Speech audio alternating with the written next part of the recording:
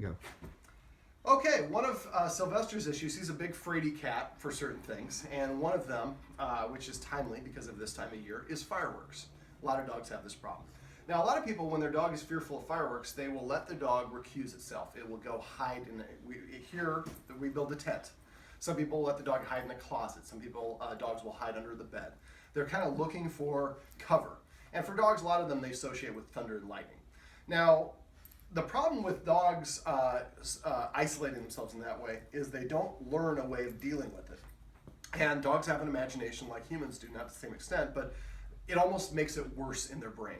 So, and they're in a feedback loop, so they're just cowering. And during the 4th of July, it's a horrible time for a dog that is fearful of these loud sounds because they just spend most of the time just in a fearful state. Now, we talked earlier about the one thing you don't want to do is pet your dog when it's in a fearful state because you're nurturing that fearful state. Whatever your dog is doing at the time you pet it is what you're reinforcing. So what I suggested, and I wrote about this in a dog behavior column, I think last year or 2 years ago, is we want to use some counter conditioning. So if you go to the Apple store, wherever you get your music, search for fireworks sounds. Usually they will give you a MP3 or MP4, whatever it is, of nothing but 10 minutes of fireworks. So what I do is I would put it on the player and start playing it at volume 1. As soon as it starts playing, I have a high value meat-based treat here. It's a soft one the dog can nibble on. So as soon as it starts, I would hit play at volume 1 while I let the dog nibble on the treat. Luckily, your dog has a nice, what we call a soft mouth. He's not trying to bite my fingers. Right. He's being specific, trying to eat the treat. So he's hearing the sound of the fireworks while he's getting a positive reinforcer, in this case, a really high value treat. So we let him do this, and I would just keep on doing this. And you can also get yourself like, don't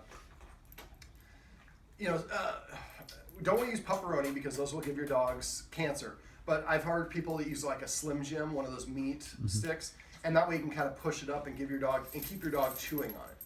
So the idea is we keep on letting the dog hear the sound of the fireworks while he's getting this high value treat. Now my hand is slobbery, so we got that one for free.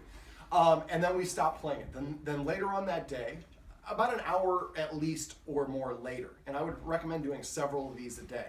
Then we pull out another treat, we dry off our hands, and then we press play, and now we're at level 2 of the volume.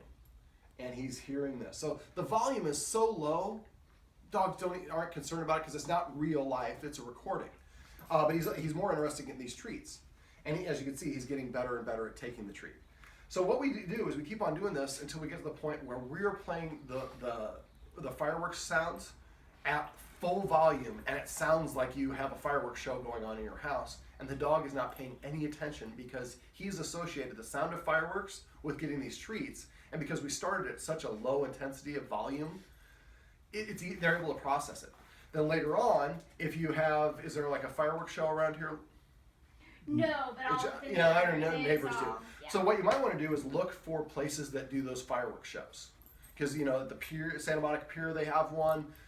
In different places, ballparks and stuff will have one. What I would do is I would get your dog used to it by doing this, what we talked about, playing these little snippets of sound until you get to the point where you're full bore inside and the dog's not blinking, is taking the treats and not bothered.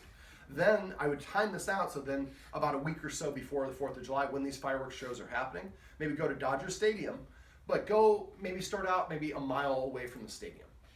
Put him on a leash, and we're going to work on a leash work for him later on because he's a big boy. And then basically we'll be far enough away so it's not going to be really a concussive loud, but he'll be able to see them and hear them. And we're just going to basically do the same thing. Now what I did for my dogs, I did a little bit of something different, is I actually walked my dog towards the fireworks. So we take a step or two, stop, put him in a sit, I'd let him nibble on it, looking at some fireworks going off, put it away, take another couple steps. So gradually we got closer and closer to the fireworks. He kept on getting these treats, and because we had prepped him before, he was content getting the treats. So as we got closer and closer, it got louder and louder. So if you can find a couple of these other fireworks shows where you can practice this and get him closer and closer to them, eventually you get to the point where they're just like, half a block away, and he's just watching them go up, and he's like looking at you like, where's my treat? So this is called counter conditioning, where we're changing his conditioning to react one way with something else, a positive reinforcer, by gradually doing it in such a low intensity and such a gradual process that he's able to deal with it and process it without going to a panic state. So this is a technique that will help. I have never had a dog that didn't stop their fear of fireworks. You can use the same principle with, you have a gun-shy dog, getting a dog gradually closer and closer to a gun that's firing. Now some dogs, you know, if they have a bad... That one was. No, although you're South Central, but you do have, you know, some dogs have a problem with, you know, when it's staggered. So if you do this, you want to try to do it every single day, a couple of times a day, so that it's just a gradual, it's kind of a daily occurrence. It becomes something part of their routine. They don't think about it twice. After a while, the fireworks go. Now, if they have a bad experience with fireworks, that's going to make it more challenging. But if it's just like most dogs have, they just hear the fireworks and they just start shuddering, this will solve that problem, and this will solve that problem for good. So that's how we can counter condition our dogs to not be afraid of fireworks.